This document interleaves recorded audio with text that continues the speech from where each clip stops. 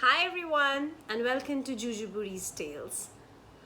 I have been doing this series of storytelling in Bangla primarily, but a lot of my friends and readers have come back and said, why don't you do this in English for all of us to understand? So I'm going to make an attempt to to read out or to share these stories with you in English. Let's see how it goes. Stay with me. So this story is again a personal story. It goes back to my grandmother and my paternal grandmother. And it goes back to the time of the partition between India and Bangladesh, and primarily India and Pakistan in 1947. And an incident, an anecdote from my grandmother's life. Now, a medium holder Muslim farmer, they were called Joardars in Bengal, came to my Tama one night to seek some help. Those were the times when the curse of partition was actually ripping apart Bengal into two halves. And life in the fringes of North Bengal, where my ancestral home is, was quite difficult, It wasn't safe at all. Now, houses were being burned, women were being raped, wealth was looted, children and the elderly were mercilessly killed. Now, this man obviously had no choice but to pack his bags and leave, and cross over to the other side to save his family and all that he could. So that night, when he came to my grandmother, he sought refuge from the landlord, which is my grandmother, the zamindarni or the zamindar. And he left a little bag wrapped in, say, a soiled cotton in her custody. And then he told her that if I ever return, I'll come back for this. So my grandmother obviously convinced him that this bag was safe with her, and without checking any further as to what was inside the bag, she put it safely in a big iron chest. Now, obviously, nothing could stop the partition of Bengal, and the farmer or the smallholder farmer didn't return back or didn't come back to India for a very long time, for almost 4 years. In the meantime, Tama, my grandmother, forgot all about the bag. She had just stored it away somewhere, and she assumed that this guy will never come back.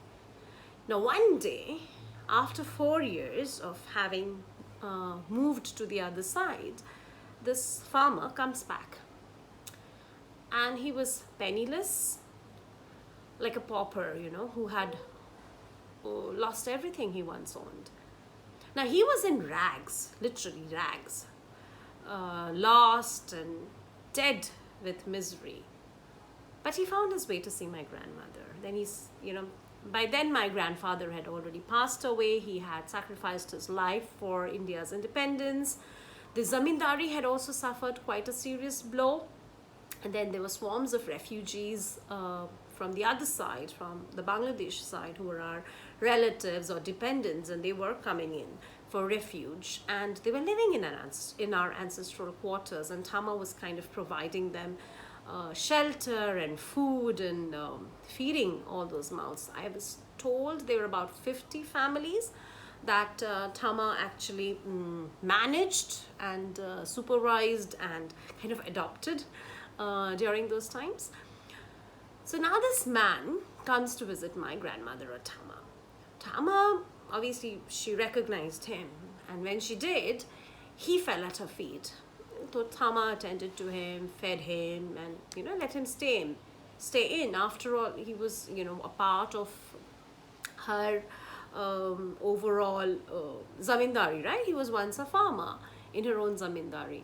So after a conversation, some basic exchange of pleasantries, this man inquired. He asked my Tama, what happened to the bag? If he could he reminded my Tama of the bag that he had left with her. So Tama obviously immediately recalled, oh yes, you had left a bag with me indeed, and I'll get my servants to open that iron chest where I had actually stored your belongings. Now the cotton bag, which was soiled and not exactly in the best of its, not exactly presentable, still there, unopened of course.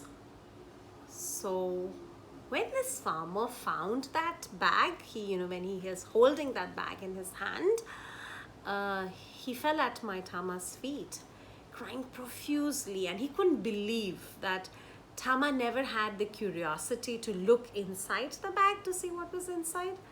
So he asked her, "Did you, ma, never feel, interested or curious to see, to check what's inside? Because I was gone like for 4 years and you haven't even touched this." So my Tama said, "No, why should I look into your bag, right? It belongs to you.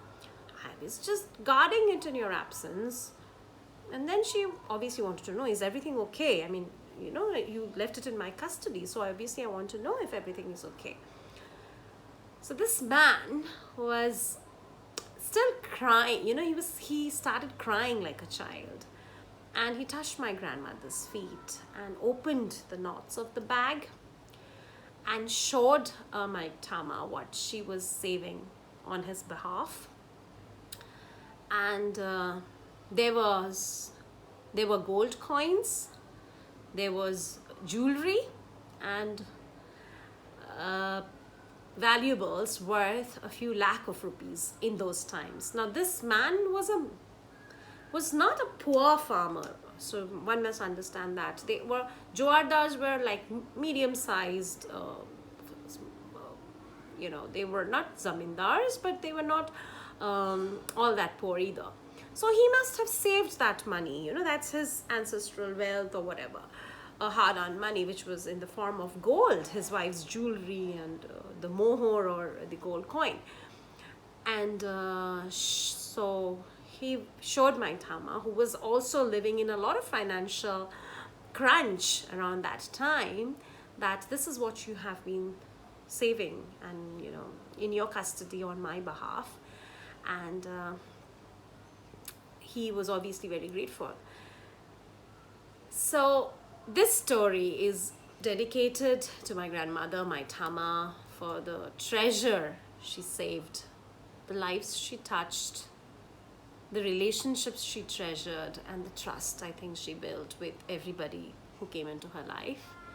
And I hope by sharing this story, the message that I want to give to all is it is very important for all of us to remember to